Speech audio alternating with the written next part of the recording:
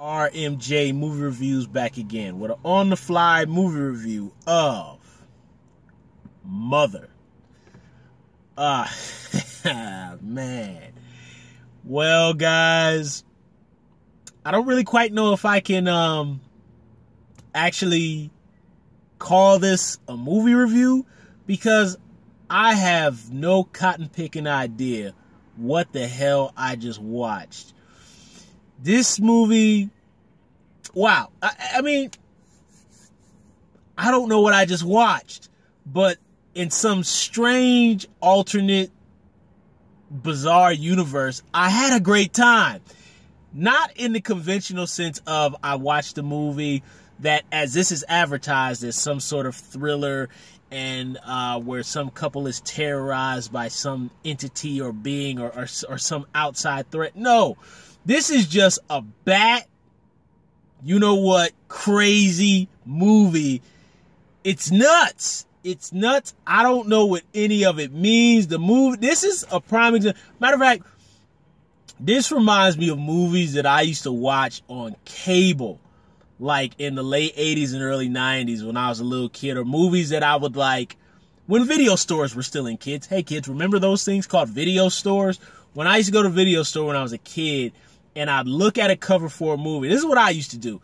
Because back then, in those days, they used to have really cool movie covers. They don't do that anymore because everything's Photoshop. But back then, there were artists that made these cool little movie covers for the videotapes, right? And I would just look at a videotape cover, and I'd be like, that looks really cool. And I used to do that because we used to have books week in elementary school. We'd have to take books out from our library at the elementary school. And I used to do the same thing. I'd look at the cover of a book. I wouldn't even care what it was about. I'd just be like, that's a cool cover. I'd go see it.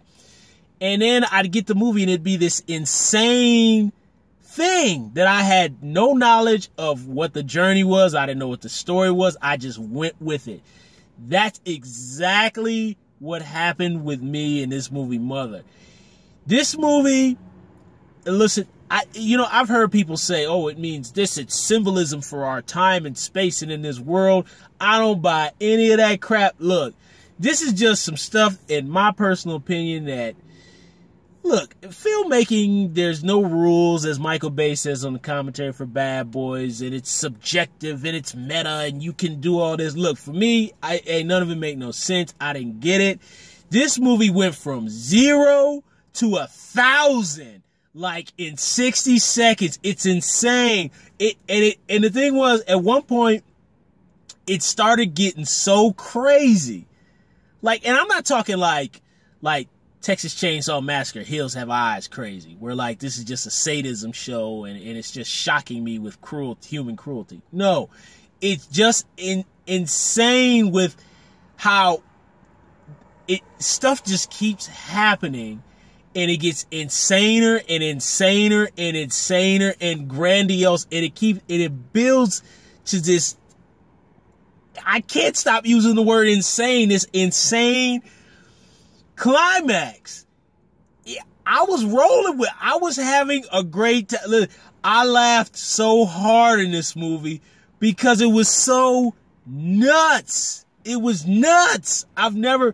This is definitely David Lynch territory. So this is definitely Twin Peaks, Wild at Heart, Lost Highway territory. This is like that kind of insanity, right?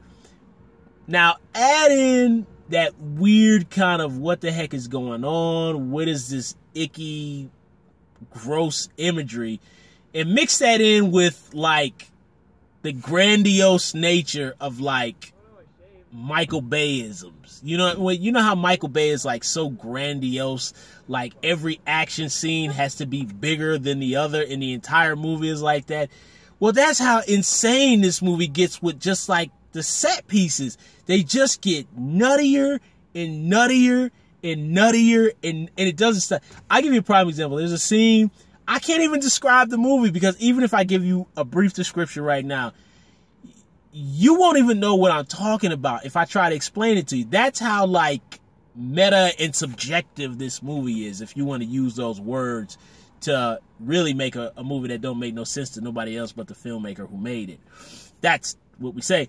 But Okay, so there's a scene where there are these uninvited guests. More guests keep coming, right? And I mean, literally, we're saying like it becomes like 3 guests, 4 guests, 10 guests.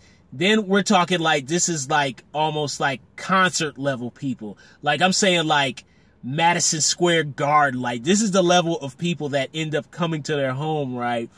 So it's so insane. Jennifer Lawrence is just like, how did you all get here? Why are you here? She doesn't know. We're basically her character. We're trying to figure out what the hell is going on.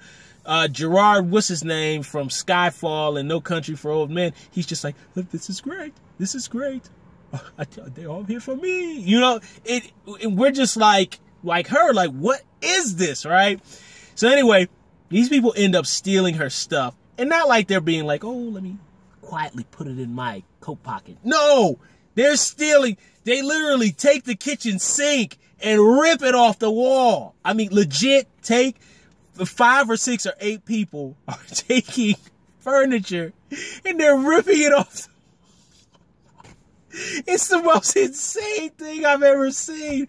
I could not stop laughing because it's so hilarious. How do you take a kitchen sink and rip it out the wall? So anyway, Jennifer Lawrence gets on the phone to call 911, right? This lady comes out the blue, snatches the phone out of her hand, hangs up the phone and goes, I'm sorry, I need to use the phone. So the woman proceeds to use the phone, and the dude who was ripping the kitchen sink out the wall snatches the phone from this lady's hand, and he rips the phone off the wall and runs out the door with it. I've never seen anything like this. I couldn't take it. It is so hilarious. And it just gets insane. I had the time of my life. Not because I was expecting like a thrilling movie experience. It's because this is so insane and none of it makes any sense that I just roll with it. I had a great time. How does she try to call 911? The woman snatches the phone out of her hand. And then the dude snatches it out of her hand and rips the phone off the wall and ran out the door.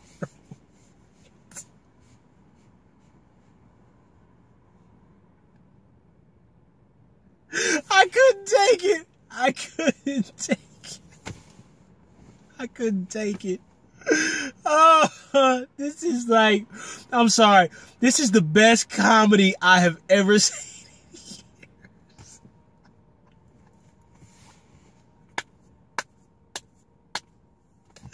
Oh, I can't take it. Look, this movie for me.